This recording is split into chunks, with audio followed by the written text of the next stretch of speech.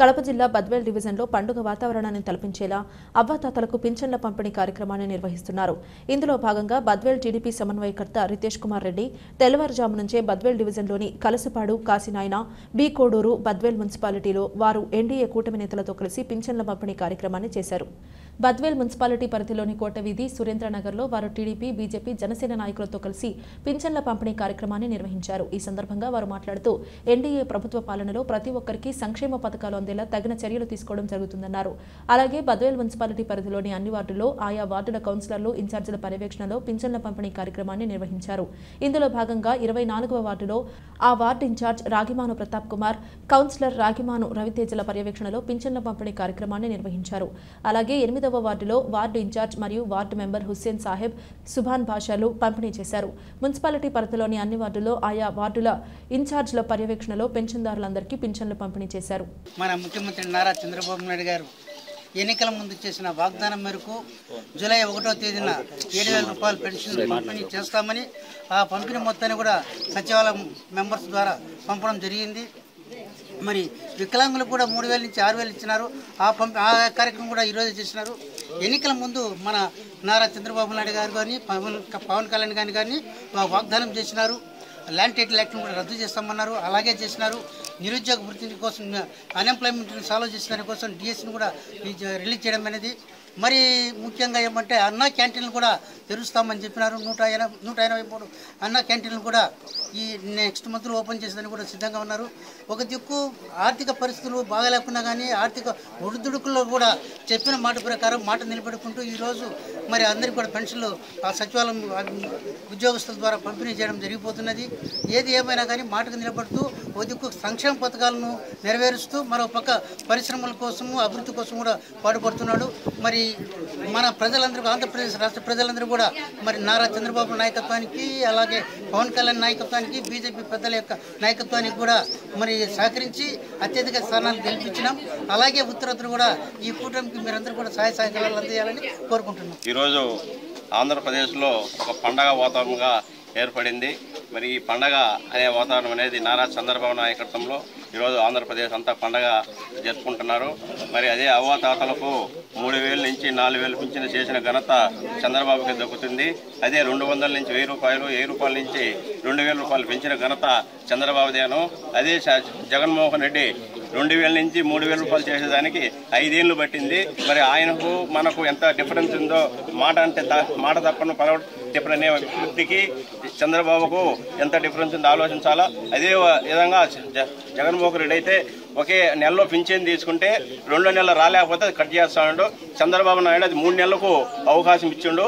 ఒకసారి అవ్వతాతలు మనవాళ్ళ ఇంటికి పోయినా, కొడుకుల ఇంటికి పోయినా, 1 నెల రాలేకపోయినా, 2వ నెల రాలేకపోయినా, 3వ నెల అయినా వచ్చి 3 సార్లు 3, 4, 12,000 ఒకేసారి తీసుకునే దానికి కనుక అవకాశం ఇచ్చిండు. అది చంద్రబాబుకు దక్కే అదృష్టము. మరి మన అందరం కనుక బద్వేల్లో కానీ రితీష్ రెడ్డి అన్న, విజయమ్మ గారి నాయకత్వంలో మరి ఇప్పటి నుంచైనా సక్రమంగా పనిచేసి ప్రతి ఒక్కరూ కనుక ముందుకు సాగాలని కనుక కోరుకుంటున్నాం.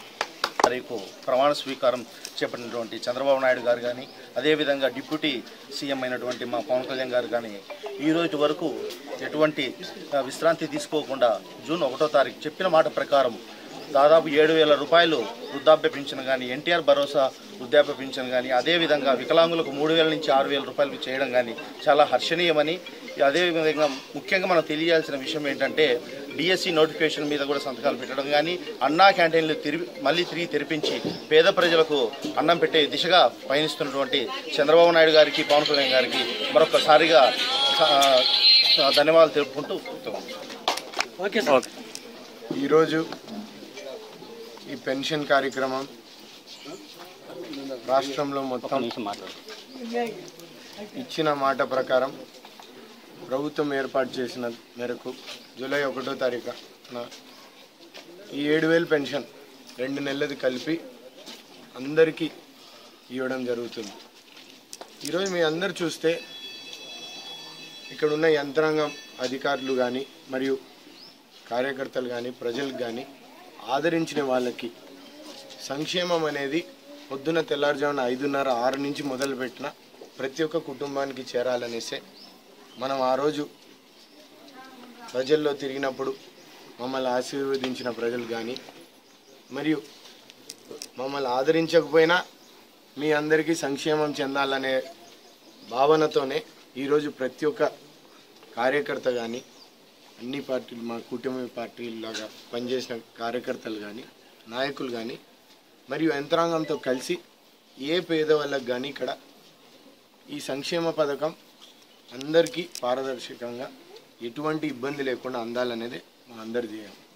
ఈరోజు చంద్రబాబు నాయుడు గారు ఆర్థిక పరిస్థితులు బాగాలేకపోయినా ప్రతి ఒక్కరికి అందాలనే ఆయనే స్వయాన వచ్చి మంగళగిరిలో ఒక ఇంటికి వచ్చి ఇచ్చినప్పుడు అంత తెల్లారుజామున లేచినప్పుడు మనందరం కూడా కార్యకర్తలు ఈరోజు అందరికీ పేరు పేరుగా ధన్యవాదాలు వెళ్ళి మనందరం ఇంటింటికి పెన్షన్ ఇచ్చాం కాబట్టి ఇక్కడ బాగా పనిచేసిన అధికారులందరికీ కూడా కృతజ్ఞతలు.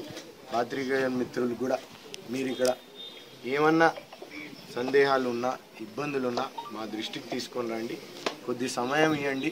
ఎందుకంటే ఇప్పుడే ప్రభుత్వం యంత్రాంగం ఏర్పాటైంది.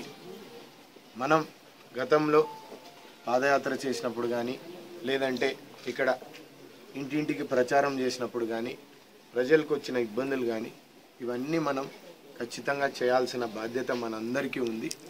ఈరోజు అధికారంలో వచ్చిన ప్రతిపక్షంలో వాళ్ళున్నా మనం ప్రజల కోసం పోరాటం చేసాం. వాళ్ళ గలమై మనం అందరం నిలబడాల్సిన బాధ్యత ఉంది. ఈ మున్సిపాలిటీకి కానీ మరియు ఈరోజు ఇక్కడ కోట వీధిలో మాకు మెజారిటీ ఇచ్చిన వాళ్ళకి కానీ ఇక్కడ ఖచ్చితంగా నేను అన్న మాట ప్రకారం మెజారిటీ వాళ్ళకి ఖచ్చితంగా ముందు వస్తాం. మరియు మాకు మెజారిటీ ఈయన వాళ్ళకు కూడా అక్కడ కూడా పోతున్నాను నేను. ఈరోజు తాలూకాలు ఎతికిందవే కలసపాడులో మొదలుపెట్టి కాసినాయన మరియు బీకోడ్రు మరియు ఈరోజు మున్సిపాలిటీలో రావడం జరిగింది. మాతో పాటు మా అభ్యర్థి రోషన్న గారు విజయమ్మ గారు కూడా అనేక మండలాల్లో పర్యటన చేసి ఈరోజు అర్జీలు కూడా స్వీకరించడం జరిగింది. ఇవన్నీ క్రమపారిగా మీకు కూడా ఒక కాపీ ఇస్తాం. మీరు దయచేసి అధికారులందరికీ ఇస్తాం. ప్రజల కోసం నిలబడదాం. మనందరం పోరాటం చేసి ఈరోజు 5 ఏళ్ళకి ఇబ్బంది పడిన ఏ ఒక్క ఇక్కడ బద్వేల్లో ఉన్న ప్రజలు ఎవరు ఇబ్బంది పడినటువన్నీ మా దృష్టికి తీసుకొని రండి. కొద్దిగా సమయం ఇస్తే దాన్ని పరిష్కరించే బాధ్యత మాది అని మీ అందరికీ తెలియజేస్తున్నాం.